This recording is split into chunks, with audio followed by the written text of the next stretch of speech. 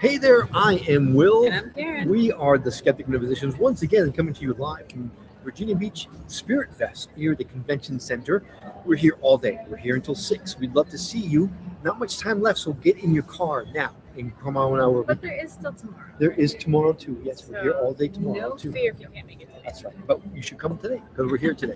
Anyway, we're also here accompanied by none other than Michelle Holling-Brooks.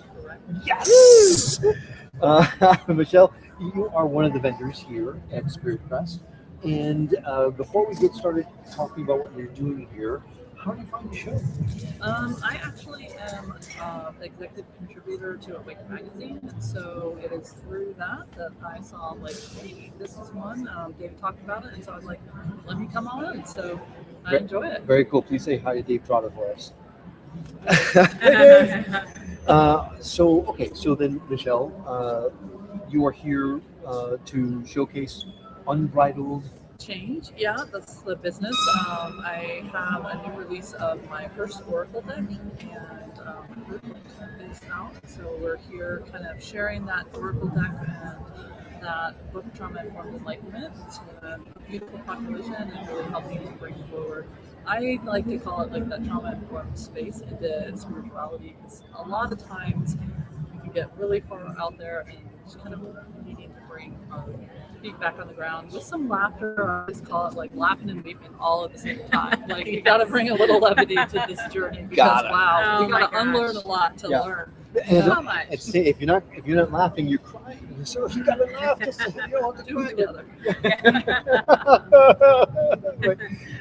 So, on your website, you're talking about transforming lives. So, how are you transforming lives? Yeah, so I've been a bridal machine's been around since 2008. So Oh, wow. yeah, like 17 years. Congratulations, that's great. Thank you. And during that time, really has evolved to being able to really help people recognize like what are the different like skins that we've had to put on and to wear to belong first to our family of origin, and then to the culture, the world that we're in. And also then what is wanting to be like, what's wanting to come forward, that like caterpillar to a butterfly, so that we can shed those old skins and really be who we have come here to be. Cool. So how do you help people with that? Well, first we got to look at the old skins. So that would be the trauma informed part. So like the prior skins, like, because I'm feeling kind of old right now. So Yeah. you're not talking about. Yeah. So I look as at we- her and that guy. And Well, a lot of times we hold on to those old skins, or some of them are really hard to let go of, and so we're dragging them around, and we're forcing ourselves to fit into a situation, into a thought pattern, behavior, a role that maybe once really served us, that we love, but no longer really matches who we're becoming or who we want to be, and that keeps us playing small. You know, it keeps us like having a part of us kind of hidden and part of our lives. But what would it feel like if we could start to shed that and step into who we came here to be, and the help and the service and the support and the love that would bring? Like, just imagine those ripples that come out. So yeah, that's what I love to. So, do you use any kind of modality that leads from point A to point B, or is it just mostly kind of shadow work, self-reflection, that kind of thing? There's no way around that part. Sure. That's kind of like gotta be in there. Yeah, that's the want. It is requisite. Yeah. But I do like to bring it into like body awareness, because I think we can learn so much from our body about how it's feeling, like whether it feels closed or off. So somatic practicing is a huge part of what I do, mixed with like parts work and archetypal work. So it's kind of a mashup. Put it all together, and you get to be able to really look at awakening of finding your body and the wisdom that's held within, and bringing your mind with. It's not about like keeping your mind off the bus. It's about like helping it come to be a part of us, and then really unlocking that part of that soul, so that we can, I believe we're all intuitives, bringing it all in, bring that in. so for people who don't know what somatic practices are, is that like tapping, or can you? It can be tapping, so emotional freedom technique. Trying to bring that in. And Inzukeni is the type that I really like. It's an impressive EFT. So it has all the meridians in it. As a traditional Chinese medicine practitioner, I like to not make meridians out, because they're like, what about me?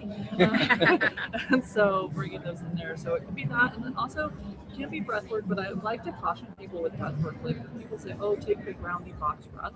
But if you been taught that your body needs to stay hypervigilant for safety, when you start to cue it to calm down, you're going to do the exact opposite.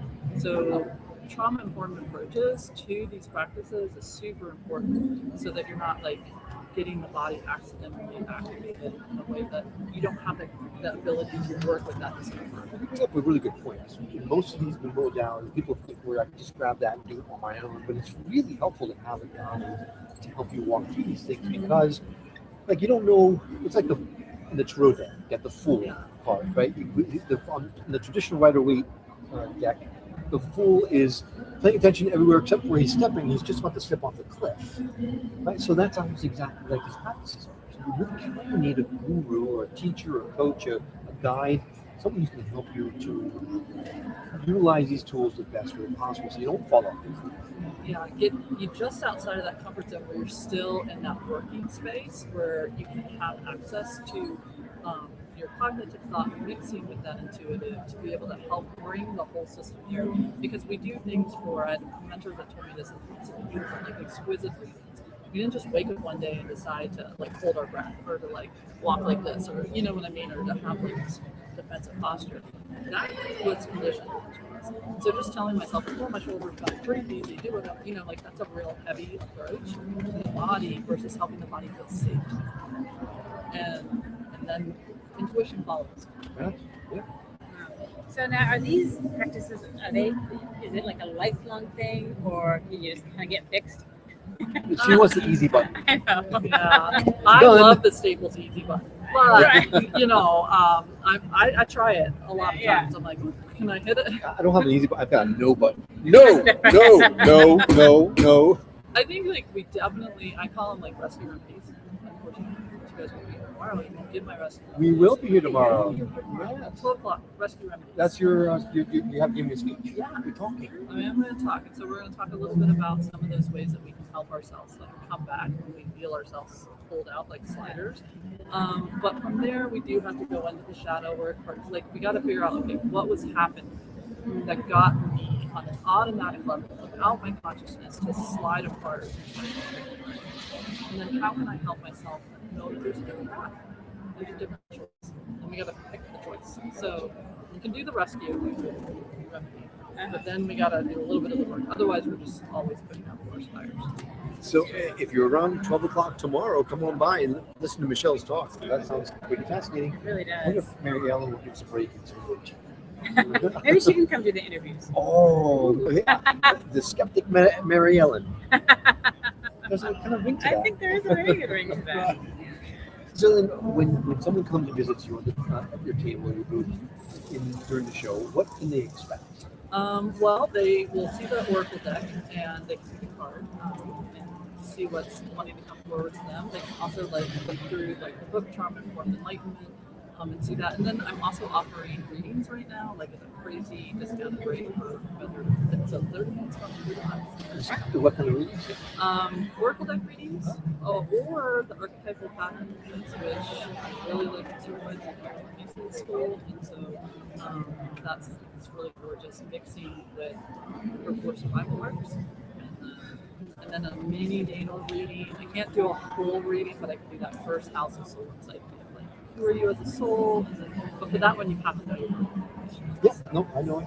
But it just goes to show you, yet again, we're going to lose all our money. We are. this weekend. I already have a bag, and it has extra space. Oh, no. I found another thing I want to No, put in that it's bag already already. full. The bag is full. No, it's a big bag. There's so many great things here.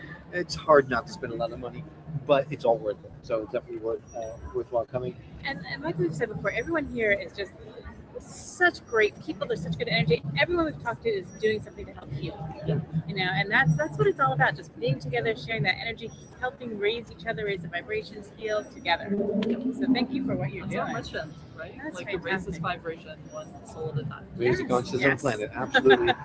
So now, Michelle, if someone loves what you're talking about, or would love to get involved, but they don't live in this area, do you do things remotely as well? I do. Oh. This is where COVID was like really helpful for all of our practitioners. Yeah. Like we're like, oh, with this remote, there is no time and space. So Quantum physics I know. says. In a minute. Energy. And so I offer like both like quasi like coaching, energy work, consulting, and then just also the energy work. All online, so they can go to my website, bridalchange.org, and kind of take a look at it.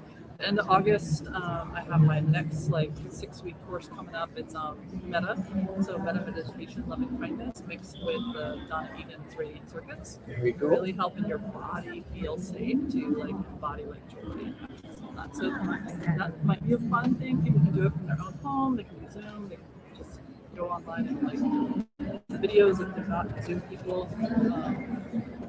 And they just go to unbridledchange.org to get all the information for us. It's got tons of stuff. It's got like free resources, links to like my books, and everything else like that. It's got my podcast. What? You got a podcast? Yeah. Talk to us about the podcast. What's the podcast?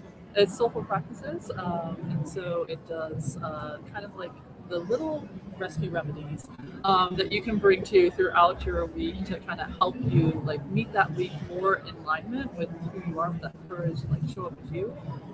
And so that comes out, and we do a lot of laughing. I like Yay! to laugh too. Gotta laugh. See, that's the Gotta button. laugh. Laughter, I think, is a big button.